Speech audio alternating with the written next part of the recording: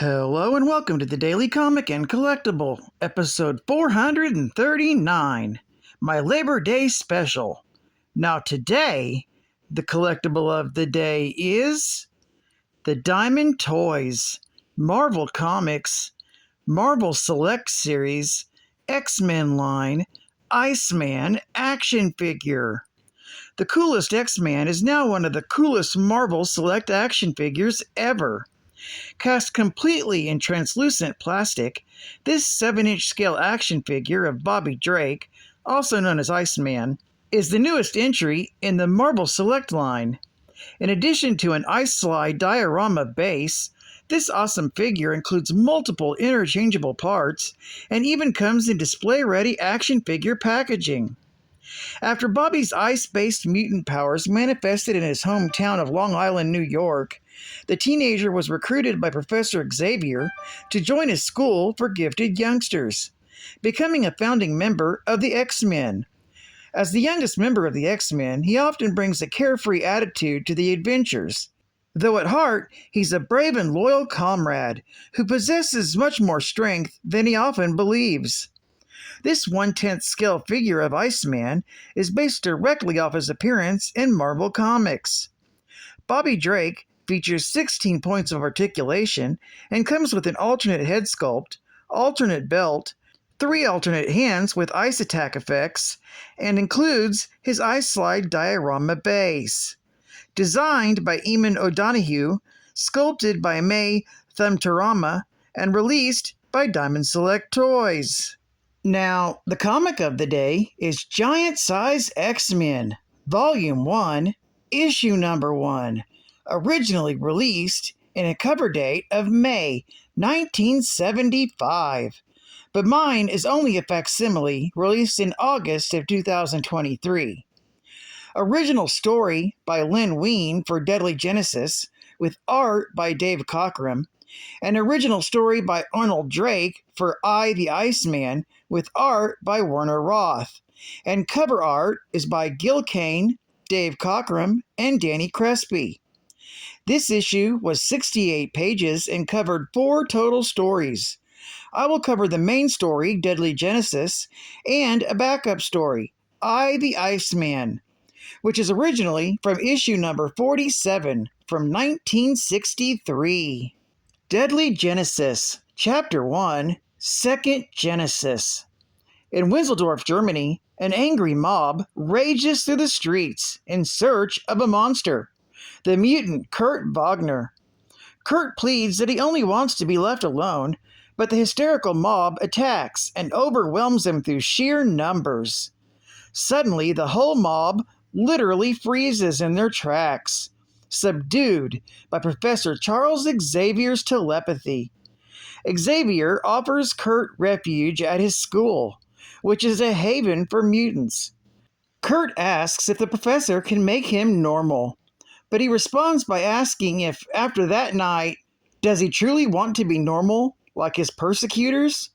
Kurt accepts the professor's invitation. Quebec, Canada. Professor X visits a government base and meets Major Chasen and the mutant referred to as Weapon X, but better known as Wolverine. Charles offers Wolverine a chance to join him and become a free agent, an offer Wolverine accepts on the spot. Chasen objects, but Wolverine officially resigns from duty by slicing off his tie. As Wolverine leaves, Chasen warns him that this isn't over. Next, we're in Nashville, Tennessee. Banshee is attending a show at the Grand Ole Opry when he receives a telepathic message from the professor with an urgent plea for help. He quickly agrees to do what he can. We then go to Kenya, Africa. A woman named Aurora is being worshipped by local tribesmen as a rain fertility goddess.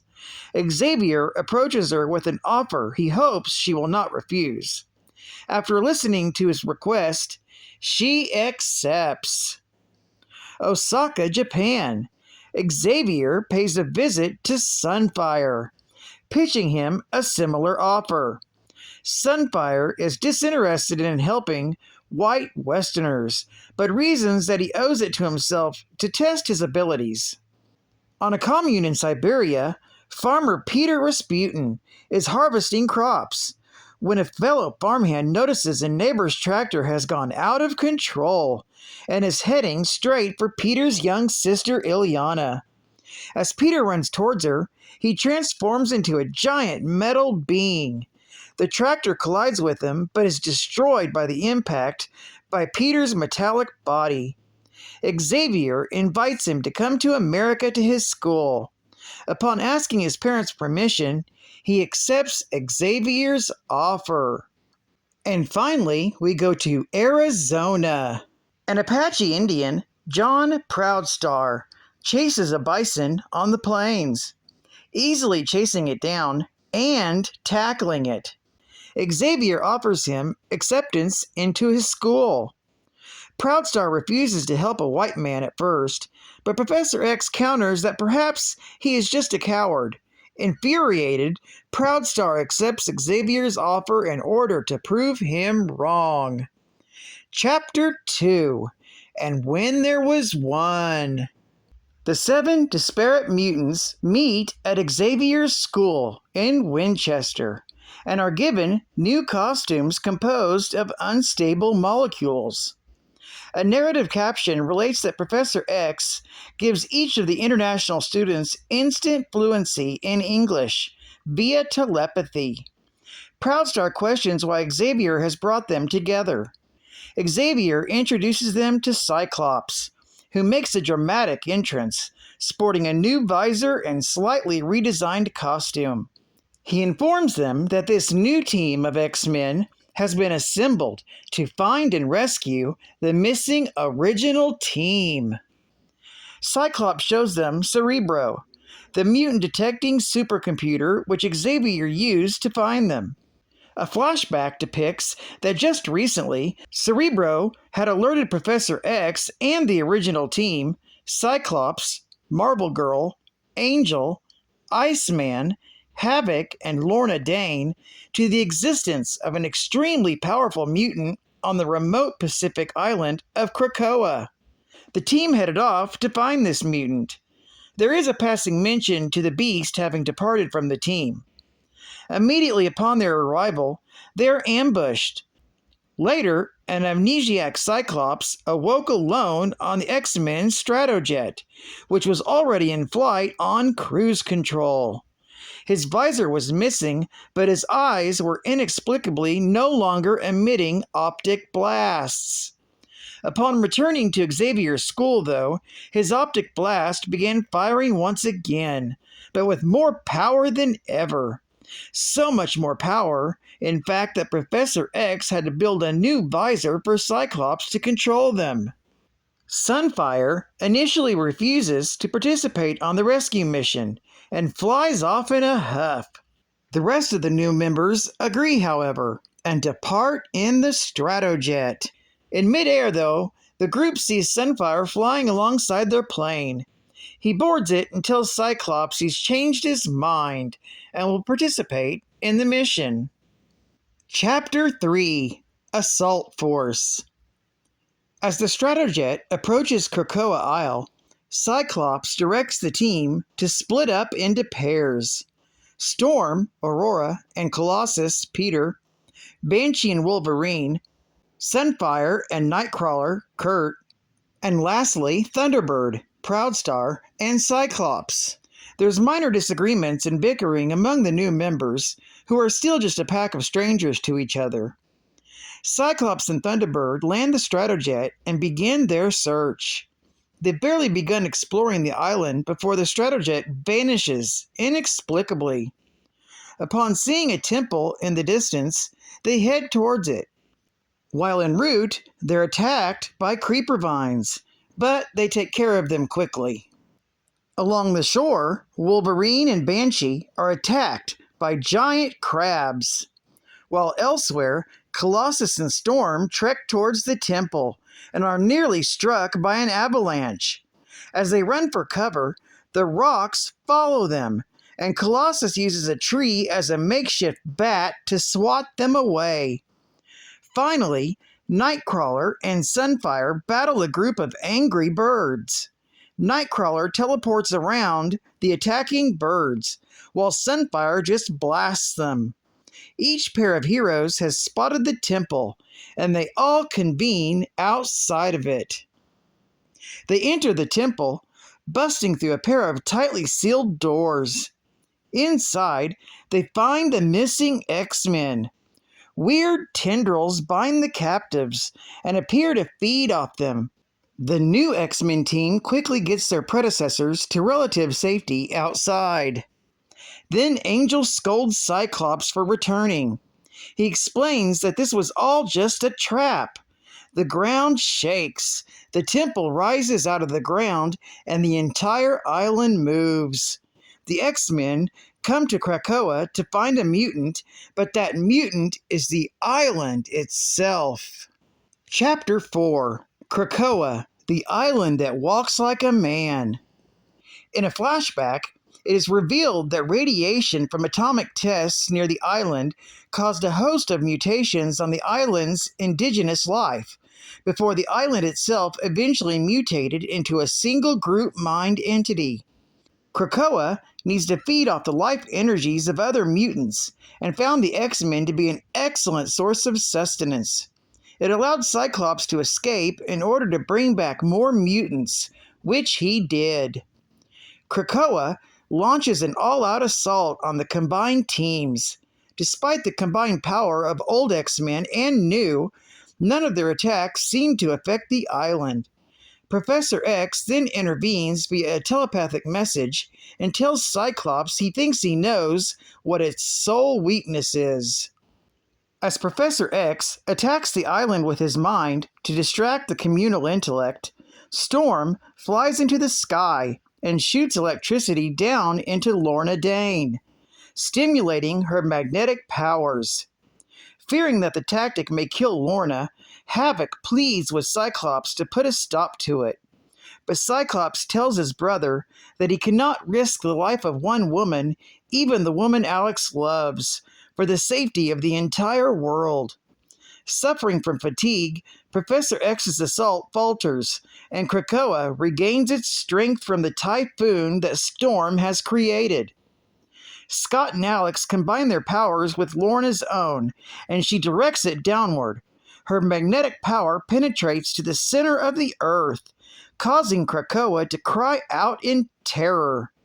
As everyone flees to safety, Iceman snatches up an unconscious Lorna, refusing to allow Havoc to help her. This angers Havoc, but Cyclops tells him to set aside their personal feuds till later. As the island begins breaking up, everyone jumps onto Iceman's ice raft.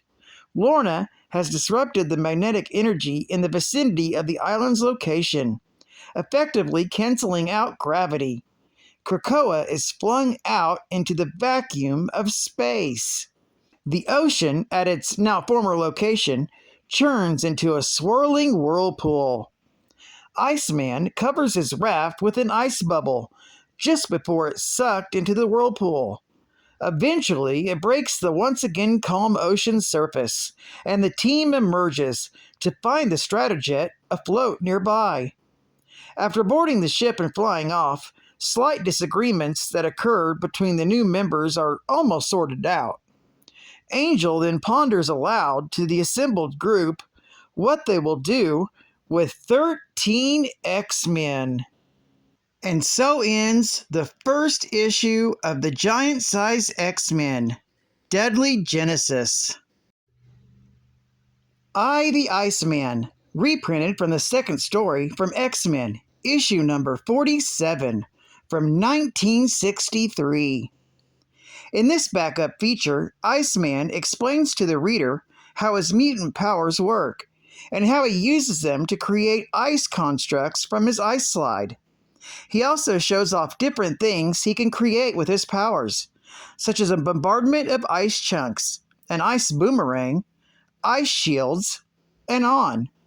He explains that he's able to do it by freezing the moisture in the air. explaining some of the social perks of his ice powers. He also explains how he learned how to turn his body into ice form, originally in a snow form, but later through the professor's training, he was able to cover his body in ice. He explains that he's quite comfortable in cold climates and can keep himself cool in hot ones. Bobby finishes his explanation by wondering how he would fare against the Human Torch in battle, or if his powers would work in outer space, since there's no moisture in space. Geek fact: the original giant-size X-Men is a massive key, being the first appearance of the new X-Men, and the first appearance of Storm, Nightcrawler, Colossus, Thunderbird, and the third appearance of Wolverine. Many resources label this as the second full appearance of Wolverine, with Hulk 182 being a second cameo appearance. It's also the first appearance of Illyana Rasputin as a child, later becoming Magic. It's also the introduction of Krakoa, the living island, and it's the first use of the sound effect, snicked, associated with Wolverine's claws. Bonus geek fact: Scott tells Jean that Hank, or Beast, graduated from the X-Men. This was shown in flashback in Amazing Adventures, Volume 2, Issue number 11, from March of 1972. Another bonus geek fact: the Canadian government's Department H eventually makes good on Major Chasen's threats, first sending their agent Weapon Alpha, the Vindicator, to apprehend Wolverine in Uncanny X-Men, Volume 1, Issue number 109, and then the entire Alpha Flight team after him in Uncanny X-Men, Issues number 121 and 122, from 1978 and 1979 respectively. Another bonus geek fact: Angel's last line in this book, "What are we gonna do with 13 X-Men?" was given an homage in Avengers, Volume 3, Issue number 3, from April of 1998, when Beast asks, "What are we gonna do with 33 Avengers?" Another bonus geek fact: Uncanny X-Men Annual, Volume 1, Issue number 4, would eventually reveal there was more to the story of Nightcrawler's introduction. Prior to the events in this issue, Kurt had been sworn to a blood oath by his mentally ill adopted brother, Stefan Zardos, that should Stefan ever become violent, Kurt would kill him rather than allow him to harm anyone else. When Stefan did go insane, Kurt reluctantly performed a mercy killing on his brother. The mob, pursuing him at the start of this story, had believed Kurt murdered Stefan in cold blood. On the other hand, they were quick to assume Kurt was a malicious demon based on his physical appearance. Advertising ad facts. Coming soon from Mego. 4 great new Marvel characters. Delivered. The Green Goblin. Falcon. The Hulk. Mego figures are all fully posable and wear actual clothing. Collect all these 8-inch scale action figures. Watch for them at your favorite store. Coming soon. Only available from Marvel Comics. Through Marvel Merchandise. 3-dimensional Marvel superhero action scenes. The Amazing Spider-Man, The Incredible Hulk, and Captain America. And you create these lifelike situations yourself with these exciting new model kits. Each kit is 8 to 12 inches high with complete assembly instructions, background diorama, and a never-before-published comic book by Lynn Wein, John Romita, and Herb Trimpe. Plus, buy your own Marvel superheroes and villains. They're 8 inches and made of durable, bendable, posable plastic, with costumes made of real cloth. Make up your new Marvel Comics adventures. You can choose from Spider-Man, Spider-Man, The Lizard, Captain America, The Green Goblin, Iron Man, I'm the Hulk. only $3.29 plus 65 cents for postage and handling. What a deal! and new Marvel Hero Stick-Ons. Now, for the first time, you can get your favorite Marvel heroes. Spider-Man, Hulk, Captain America, The Thing, Iron Man, Power Man, Thor, Daredevil, and Conan. All in full color in one package. 18 fantastic stick-ons that you peel off and stick on any flat surface in seconds. Giant stick-ons for walls and doors, mediums for notebooks and lockers, and petty-wees for bikes, trikes, and stationery. And all 18 are yours for only $2.50. Better yet, get your money back if you're not completely satisfied. Mail the coupon today, and we'll ship you a fabulous set immediately. All 18 for only $2.50. Order yours today. And final geek fact. The original plan for the all-new X-Men was meant to have been completely different. The series was meant to continue as a quarterly issue in the giant-sized format, rather than the monthly or bi-monthly regular-length format, and the quarterly series would have combined the 6 original members depicted alongside the 7 new in one large team. But when sales figures showed it was a monster hit, the staff promptly expanded the series to a bi-monthly and later a monthly schedule. However, a standard-length monthly series necessitated jettisoning several characters, and so all the original team members, save Cyclops, as well as Sunfire, were written out.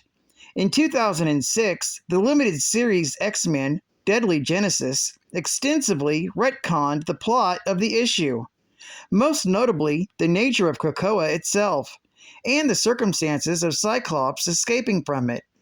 Well, I'd like to thank you for joining me for a long daily comic and collectible for Labor Day weekend. And I hope to see you again tomorrow. This is Cat Fan Comics Man, and I'll catch you on the flip. Over and out.